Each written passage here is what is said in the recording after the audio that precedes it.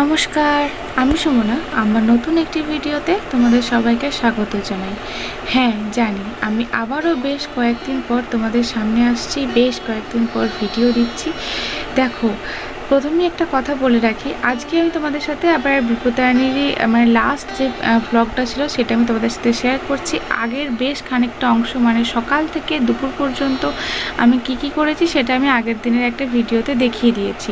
তো লাস্ট যে পার্টটা ছিল সেটাই আমি আজকে তোমাদের সাথে শেয়ার করব। মানে এরপর থেকে আমি কি করলাম বা আমার শাশুড়ি মা, আমার মা, আমার হাজব্যান্ড সবাই মিলে আমরা কি করলাম সেগুলি তোমাদের সাথে শেয়ার করার বাকি ছিল। তো সেগুলো আজকে শেয়ার করব। জানি অনেকগুলো দিন পর ভিডিও দিচ্ছি, তোমরা আবার বলবে তোমার এটা জাস্ট একটা হ্যাবিট হয়ে দাঁড়িয়েছে। সত্যি কথা বলতে আমিও সেটা অনেক দিন ধরে ফিল করছি যে এটা সত্যি আমার একটা হ্যাবিট হয়েই দাঁড়িয়েছে, কিন্তু সেটা হচ্ছে আমার ইচ্ছাকৃত নয়, অনিচ্ছাকৃত। কারণ আমি জাস্ট কয়েকদিন আগে মানে কাল পরশু থেকে আর কি চেষ্টা করছি ভিডিওটা এডিট করব। অ্যাকচুয়ালি এডিট করব করে সেটা যেদিন থেকে আমি লাস্ট ভিডিও দিয়েছি তারপর থেকেই চেষ্টা করছি, কিন্তু কোনো মতেই সম্ভব হয়ে উঠছিল না। কিন্তু গত দুদিন ধরে আমি একদম প্রাণপণে চেষ্টা করছি যে না, এবারে অনেক দিন হয়ে গেছে। তার কারণ হলো আমার টনক টানল এখানে একজন আমাকে কমেন্ট করলে, দিদি তুমি আবার ভিডিও দেওয়া বন্ধ করেছো। আমি তখন দেখলাম, আমি হয়তো ভেবেছিলাম জানো তো যে হয়তো 3-4 দিনের মতো গ্যাপ হয়েছে, কিন্তু তারপরে যখন আমি স্টুডিওটা খুলে দেখলাম যে না, অনেকগুলো দিন গ্যাপ হয়ে গেছে, আমি তোমাদের সাথে কোনো কিছুই ভিডিও শেয়ার করিনি। অ্যাকচুয়ালি সমস্যা যেটা হয়েছে সেটা তোমরা বললে হয়তো বুঝবে। তোমরা জানো যে এই বিপত্তারিণীর সময়, এই সময়টা মানে আজকে আমি এখন তোমাদের এই মুহূর্তে যে সময়টা ভিডিওটা শেয়ার করছি, এই সময়তে আমার মা ছিল আমার কাছে। তো তারপর আমার মা চলে আসার পরেও ভেবেছিলাম যে ভিডিও যেহেতু করছি সবটাই আমি কন্টিনিউ করব, তোমাদের সাথে শেয়ার করব। তোমাদেরকে বলেওছিলাম যে মা থাকাকালীন এগুলো তোমরা দেখছো, আর মা চলে যাওয়ার পর কি করি সেগুলোও তোমাদের সাথে আমি শেয়ার করব। তো আমি সেটাই ভেবেছিলাম যে ভিডিও দিয়ে আমি আর বন্ধ করব না, চালু যখন একবার করেছি তখন আমি এটা কন্টিনিউ করব, সে যেমন করেই হোক না কেন। কিন্তু সেই বলো তো তুমি, মানে আমি এটা দেখেছি আমার জীবনে যে আমি এক ভাবি আর এক হয়। মা চলে যাবার পর তোমরা সবাই জানো আমার মায়ের সাথে অস্মির একটা আলাদা বন্ডিং আছে, যেটা হয়তো সবার সাথেই থাকে, যেমন তার দিদিমা বা নাতনিদের মধ্যে যে একটা বন্ডিং থাকে সেটাই হয়তো। কিন্তু আমার যেহেতু দিদিমা নেই, তো সেই জন্য আমি দিদিমা নাতনিদের মধ্যে যে কী বন্ডিং থাকে সেটা আমি কোনো দিনই জানি না। আমার ছোটোবেলা থেকে আমি দিদিমার স্নেহ, দিদিমার ভালোবাসা কোনো দিনই পাইনি।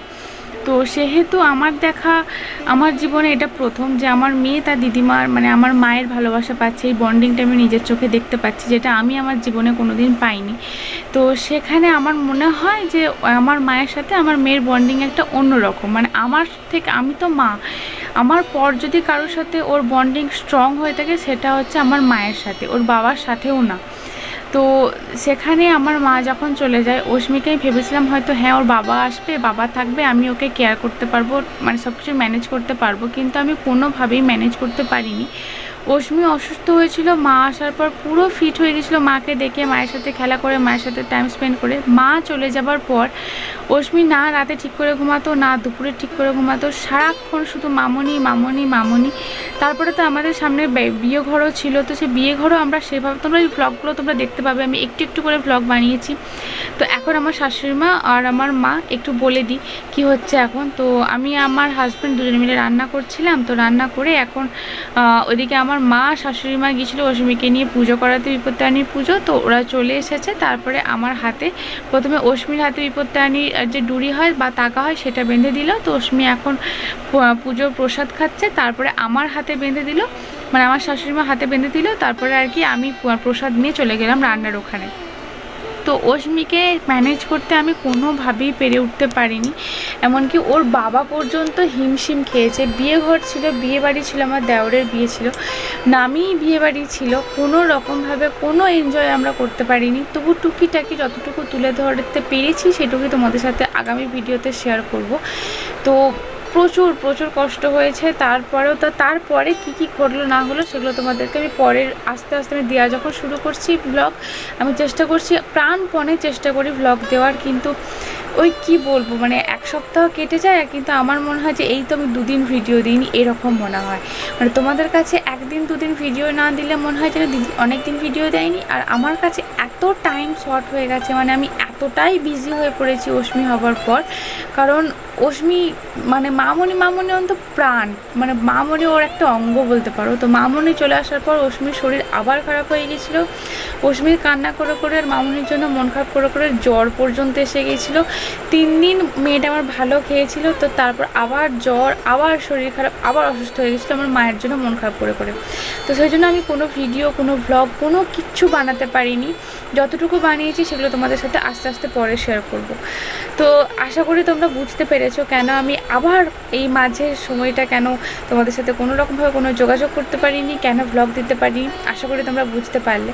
তো আমার শাশুড়ি এখন আমার বরের হাতে আর কি বেঁধে দিল সুতো বা তাগা, যেটাই বড় বিপদ দেয়নি। কিন্তু মা ঠিকঠাক মতো করে বাঁধতে পারলেন না। তারপরে আমাকে ওর বাবা মানে অশ্মির বাবা ডাকলো, তো আমি গিয়ে আবার চেষ্টা করে আর কি বেঁধে দিলাম হাতে তাগাটা। তো আগের ভিডিওতে তোমরা দেখেছো যে আমি পালং শাক, আলু, বেগুন দিয়ে একটা তরকারি বানাচ্ছিলাম, যেটা আর কি তোমাদেরকে বলেছিলাম যে তোমাদের দাদাভাই রিসেন্ট কিছু টেস্ট করিয়েছে, কয়েক হাজার টাকার টেস্ট করিয়েছে। তো সেই টেস্ট করার পর যে যে রিপোর্টগুলো এসেছে, তো সেখানে পালং শাক খাওয়া তোমাদের দাদাভাইয়ের একদম মানা, মানে পালং শাক ও আর খেতেই পারবে না। 3 মাসের ওষুধ দিয়েছে, 3 মাসের পর আবার ওই কয়েক হাজার টাকার সেম রিপোর্ট হবে, সেম চেক আপ হবে, সব কিছু হবে। তারপরে আবার ডাক্তারের কাছে দেখানো হবে। তো তারপর ডাক্তার যদি খেতে বলেন হয়তো খেতে পারবে নাকি, মানে কোনো ধরনের মানে সিওরিটি কিছু নেই যে খেতে পারবে কি খেতে পারবে না। কিন্তু এই সময় যেরকম রান্নাটা করছি তখন আমরা কেউই জানতাম না যে এই পালং শাক খাওয়াটাও লাস্ট পালং শাক খাওয়াবে। আর ও এই সবজিটা খেতে খুব ভালোবাসে। তো এখন যখন আমি ভিডিও করছি আমার মনটা সত্যিই খুব খারাপ হচ্ছে। যদি জানতাম তাহলে হয়তো তখন ওকে একটু বেশি করেই দিতাম। কিন্তু যাই হোক, পালং শাকটা আমি করছি মাছের তেল দিয়ে। মাছের তেল দিয়ে পালং শাক খেতে তোমাদের দাদাভাই প্রচুর ভালোবাসে। মাছের তেলটাই অ্যাকচুয়ালি খেতে তোমার দাদাভাই ভীষণ ভালোবাসে। তো মাছের তেলটাকে আমি আগেই আর কি ধুয়ে ভালো করে পরিষ্কার করে, যখন মাছগুলোকে পরিষ্কার করেছিলাম তখনই মাছের তেলটাকে ভালো করে ধুয়ে পরিষ্কার করেছিলাম। আর মাছটা ছিল অনেক বড়, মানে মাছের তেলটা আমি যখন 1 ফোঁটা তেল দিয়ে ভাজতে শুরু করি কিন্তু তার থেকে প্রচুর তেল বেরিয়েছিল, কারণ মাছটাই অনেক বড় সাইজের ছিল। দেখবে তোমরা বড় সাইজের মাছের না তোমার তেল এলে বা অনেক সময় বলে না যে মাছের তেলে মাছ ভাজা হয়ে যায়, ঠিক সেরকম হয়। কড়াইয়ে যতটা তেল দেওয়া হয় মনে হয় যেন কড়াইয়ের শেষে ঠিক ততটাই তেল বেঁচে আছে। তো যাই হোক, তোমাদের দাদাভাইকে আমি বললাম যে দেখো তুমি কতটা তেল খাবে ততটুকু নিয়ে নাও, বাকিটা দিয়ে আমি সবজিটা বানাবো। তোমাদের দাদাভাই নিজের পছন্দ মতো আর কি, মানে তেলটা নিচ্ছে না, জাস্ট ওই কী বলবো একটু হার্ড টাইপের যে অংশগুলো থাকে না, যেগুলো আর কি কামড়ে খাওয়া যায়, সেইগুলো আর কি একটুখানি আর কি বেছে বেছে তুলে নিচ্ছিল। তো সেগুলো তোলা হয়ে গেছে। তারপরে দেখো এখন শুধু লিকুইডের মতোই তেলটা রয়েছে। এইটা দিয়ে পালং শাক বা মানে যে কোনো মানে কী বলে চচ্চড়ি বা 5 পিসুরি যে তরকারিটা হয় তাতেও যদি মাছের তেল দিয়ে রান্না করা হয় সেটাও কিন্তু খেতে খুব সুন্দর লাগে। তো সব কিছুই তো আমার বিয়ের পর শেখা, তোমরা তো জানোই। তো চলো, এখানে ওর যতটুকু তোলার হয়ে গেছে আর যেটা বাকি রয়েছে তার মধ্যে আমি এই সবজিটা দিয়ে দিলাম। কিন্তু এখানে আমি একটা মিস্টেক করেছি, সেটা হচ্ছে আমি পেঁয়াজ কুচিয়ে রেখেছি কিন্তু পেঁয়াজটা দিতে আমি ভুলে গেছি। মানে এই মাছের তেলটা ভাজার পর ওর মধ্যে একটুখানি ওই পেঁয়াজ কুচিটা দিয়ে ভেজে নিতে হতো, তারপরে আমাকে এই সবজিটা দিতে হতো, যেটা আমি আগে রান্না করে রেখেছি। কিন্তু ওটা আমি দিতে ভুলে গেছি। তো আমি তারপর মানে রান্নাটা করছি তখন তোমার দাদাভাই বললো তুমি পেঁয়াজ কুচিগুলো দিলে না, তো বললো ও নিজেই আইডিয়াটা দিল, বললো কি সবজিগুলো একটু সাইডে ওপরের দিকে তুলে দাও আর তেলটার মধ্যে যে বা নিচের দিকে তাহলে তেলটা নেমে আসবে, তো তার মধ্যে পেঁয়াজ কুচিগুলো দিয়ে দাও, দেখো কোনো অসুবিধা হবে না। তো আমি ওর কথা মতো করে দেখলাম যে হ্যাঁ সেরকম হয়নি যে তেলের উপর পেঁয়াজটা দিয়ে ভেজে তারপরে সবজিটা দিলে যেরকম আর কি পেঁয়াজটা নরম হয়ে যায় সেরকম হয়নি, কিন্তু কাজ চলে যাওয়ার মতো হয়েছে। তো যাই হোক, দেখো আমার এখানে তো সবজিটা বানানো হয়ে গেছে। তোমাদের কেমন লাগলো এই সবজিটা তোমরা অবশ্যই কমেন্ট করে লিখে জানিও। আশা করি আমি আগের দিনের ভিডিওটাতে রেসিপি দিয়ে দিয়েছি। রেসিপি মানে আমি যেভাবে বানাই আর কি, আমি তো খুব বড় একটা শেফ বা রাঁধুনি নই, কিন্তু আমি যেভাবে বানাই সেভাবে তোমাদেরকে আশা করি আগের দিনের ভিডিওতে দিয়ে দিয়েছি। না দেখে থাকলে আগের দিনের ভিডিওটা একবার চেক করে নিও। তো এটা আর কি সেই অসময়ের সবজি। এই সবজিটা অ্যাকচুয়ালি আমরা শীতকালে খেয়ে থাকি, কিন্তু এই সময়টা মানে বর্ষাকালের সময়টাতে আমরা খাই না। শাক জিনিসটা আমার ননদ এসেছিলো, আমার ননদ এসে বললো নাকি বর্ষাকালের সময় শাকটা নাকি অনেকে খায় না, কিন্তু কিন্তু আমরা খাই। তো যাই হোক, সবাইকার বাড়ির রান্না বা সবাইকার রুচি তো সমান হয় না। আমরা যেমন খাই তেমন অনেকেতে খায় না। তো আমার এখানে আর কিছু করার নেই। তো দেখো, একটুখানি চিনি আর একটু সামান্য নুন আমি দিয়ে দিয়েছিলাম। আর এই সবজিটা তো তোমরা সবাই জানো যে একটু মিষ্টি মিষ্টি হয়। তো আমি একটু টেস্ট করেছিলাম, টেস্ট করে দেখার পর দেখলাম যে একটু নুন আর চিনিটা কম পড়ছে। তো সেই জন্য একটু চিনি আর নুন দিয়ে দিলাম, বাস তারপর নাড়াচাড়া করে আমি নামিয়ে নিলাম। হয়ে গেল আমার এরকম পালং শাক, আলু, বেগুন এইসব দিয়ে আর মাছের তেল দিয়ে একটা সবজি। বিপত্তারিণী ব্রতটা করেছিল আমার শাশুড়ি মা। তো আমার শাশুড়ি মা কিন্তু এই সমস্ত যে সমস্ত রান্নাগুলো তোমাদের দাদাভাই করলো, মানে আগের দিনে তোমরা তো দেখলে, বা এই ভিডিওটার প্রথমেই তো তোমরা দেখলে যে দুজনে মিলে আমরা একসাথে রান্না করছিলাম। ও রান্না করেছিল কাঁচকলা, আলু, পেঁপে আর মাছ দিয়ে ঝোল, আর আমি করলাম তো এই সবজিটা। তো এইগুলো কোনো কিছুই আমার শাশুড়ি মা খাবেন না, কারণ অ্যাকচুয়ালি উনি আজকে অন্য জিনিসটাই খাবেন না, মানে ভাত মুড়ি কোনো কিছুই খাবেন না। আবার মাছ মাংস তো দূরের কথা, পেঁয়াজ রসুন এই সমস্ত কোনো কিছু খাবেন না, নিরামিষ খাবার খাবেন। মানে ওই তোমার বলো ডালিয়া মানে ডালিয়া না, উনি আজকে খেয়েছিলেন এই সময়টাতে লুচি আর আলুর তরকারি। তো এটা আমি বানাবো একটু পরে, কিন্তু তার আগে এই সমস্ত যে হেঁসলটা, মানে এই যে রান্নাঘরটা যে সমস্ত কিছু রান্না করলাম, এইগুলো আমি আগে পরিষ্কার করে নেব। কারণ এই জায়গাতে আমরা রান্না করেছি, তো চারিদিকে আর কি সমস্ত কিছু ঠেকাঠেকি হয়ে গেছে, বা বলতে পারো চারিদিকে সমস্ত কিছু তেল ছিটকিয়ে পড়েছে। তো এই অবস্থায় মানে এখানেতে এই ওভেনেতে রান্না করলে উনি কোনো কিছুই খাবেন না, মানে ছোঁয়া টোয়া উনি কোনো কিছু খাবেন না আজকে। তো সেই জন্য সকাল থেকে আর কি প্রথমে অশ্মির খাবারও হয়ে গেছে, অশ্মির খাবার করে তারপরে আমাদের সবাইকে রান্না করলাম। তোমাদের দাদাভাই আজকে আমাকে প্রচুর হেল্প করেছে, আর আমার মা সারাক্ষণ অশ্মিকে নিয়েছে, কারণ অশ্মিকে খাওয়ানো, অশ্মিকে স্নান করানো, অশ্মিকে ঘুম পাড়ানো, এভরিথিং আমার মা করেছে। সকাল থেকে আমি অশ্মিকে কোলে নিতেই পারিনি, শুধুমাত্র খাবারগুলো আমি বানিয়ে দিচ্ছিলাম। তো শুধুমাত্র ওই যে ওভেনটা সেটা মুছি না, তার নিচটা, ওভেনের নিচটা, মানে যে সমস্ত ওই কী বলে না, এগুলোকে কী বলে, গ্রানাইট বলে, তোমাদের দাদাভাই তো গ্রানাইট তো বলতো, এটাকে কী বলে আমি ঠিক সেভাবে জানি না। আর ওপরের যে দেওয়ালের যে আমাদের স্টাইল বসানো রয়েছে, এই স্টাইলটা আর কি তোমাদের দেখে কি বুঝতে পারো আমি জানি না, এগুলো সেই 3D স্টাইল বলে, মানে একটু সেই পাহাড়ের মানে পাথরের খাঁজকাটা টাইপের। তো একদিকে অসুবিধা, ওই খাঁচার মধ্যে তেল ছিটেগুলো বসে যায়, তো সেটা আর কি ওঠাতে কিন্তু খুব কষ্ট হয়।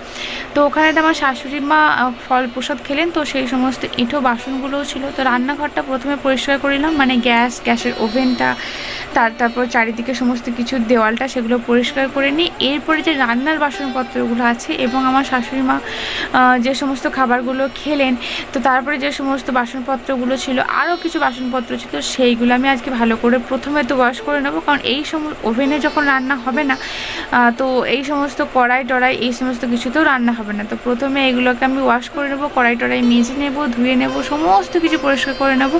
তারপর আবার সেই মাজা ধোয়া কড়াইয়ে পরিষ্কার উনুনে শাশুড়ি মায়ের জন্য রান্না বসাবো। সব কিছু ধুয়ে পরিষ্কার করে কড়াই টড়াই মেজে নিয়ে আমি এবার শাশুড়ি মায়ের জন্য রান্নাটা বসাবো। রান্না তো কিছুই না, উনি তো আজকে প্রথমে বললাম তোমাদেরকে যে লুচি খাবে, আর তার সাথে ওই কারি পাতা দিয়ে আলুর তরকারিটা করবো। তোমাদেরকে তো আগের ভিডিওতে দেখিয়েছি যে আমি সকালবেলায় গিয়ে আমাদের বাড়ির পিছনেতে 3টে ছোট্ট কারি পাতার গাছ হয়েছে, তো সেখান থেকে আর কি 3টে গাছ থেকে ওই 1-2 করে পাতা বা ডাল যাই বলে একটুখানি ভেঙে নিয়ে এসেছিলাম। তো সেই পাতা দিয়ে আর কি কারি পাতা দিয়ে সবজিটা বানাবো। অনেকে কারি পাতা খেতে পছন্দ করে না, তো আমি জানি না, মানে প্রথমে রান্নাটা করার আগে আমি জানতাম না যে আমার শাশুড়ি মা কারি পাতা দিয়ে সবজিটা খান কি খান না, কারণ এই কারি পাতা দিয়ে সবজিটা আমি এই বাড়িতে প্রথম বানাচ্ছি, মানে আমার 4 বছর বিয়ে হয়ে গেছে, তো 4 বছরের মধ্যে এই প্রথম বানাচ্ছি। এই রান্নাটা অ্যাকচুয়ালি আমার বাবার বাড়িতে প্রচুর হয়, কারণ আমাদের বাবার বাড়িতে প্রচুর কারি পাতার বড় গাছ আছে, আর আমার কাকিমা এই সবজিটা বানাতে কিন্তু খুব ভালোবাসে, আর আমরা খেতেও খুব ভালোবাসি। এই বাড়িতে গাছ ছিল না বলে এতদিন করা হয়নি। অন্য মানে আমাদের পাশের বাড়িতে ওই সেজ কাকি শাশুড়ি, ওনাদের বাড়িতে বড় গাছ আছে, কিন্তু ওই আনতে কে যাবে বা আনতে না যাওয়ার অভাবে কোনো দিন বানানো হয়নি। তো নিজেদের বাড়িতে হয়েছে কারি পাতার গাছ দেখে তো আমার প্রচণ্ড আনন্দ হয়েছিল, খুশি হতে মনটা পুরো ভরে গিয়েছিল। তো ভাবলাম যে আজকে যখন বাড়িতে হয়েইছে গাছটা, তো সেই খুশিতেই আর কি বানানোই যাক। তো আমি শাশুড়িমাকে বানানোর আগে জিজ্ঞাসা করে নিয়েছিলাম যে উনি খান না, কারণ কারি পাতার একটা আলাদা স্মেল আছে যেটা অনেকেই পছন্দ করে না। তো আমার শাশুড়িমা বলে যে না, উনি খান, তো সেই জন্যই ওনার পছন্দ মতো করেই বানাচ্ছি, যেহেতু স্পেশালি ওনার জন্য বানানো হচ্ছে সবজিটা। ওনার জন্য নামে বানানো হচ্ছে, কিন্তু খাবে কিন্তু সবাই, মানে ধরো এখন দুপুরে লাঞ্চ করছে, শাশুড়িমা ছাড়া কেউই খাবে না লুচি তরকারি, কিন্তু বিকালের দিকে বা সন্ধ্যের দিকে এই সবজিটা কিন্তু সবাই খাবে লুচি দিয়ে। তা তেমন কিছুই না। দেখো আমি এইদিকে রান্না বসাচ্ছি, আর রান্নার যে জানলাটা, আমাদের রান্নাঘরের যে জানলাটা, ওইদিকে দেখছি কি মা অস্মিকে নিয়ে একদম পুরো হিমশিম খেয়ে যাচ্ছে। অস্মি আমাদের কারোর একটা জুতো পরে, ও বড় বড় জুতো পরতে খুব ভালোবাসে, মানে নিজের জুতো পরবে না, আমাদের সবার জুতো পরবে, জুতো পরে হন হন করে রাস্তা দিয়ে বেরিয়ে চলে যাচ্ছে, আর আমার মা পিছন পিছন ছুটে গিয়ে অস্মিকে গিয়ে ধরেছে।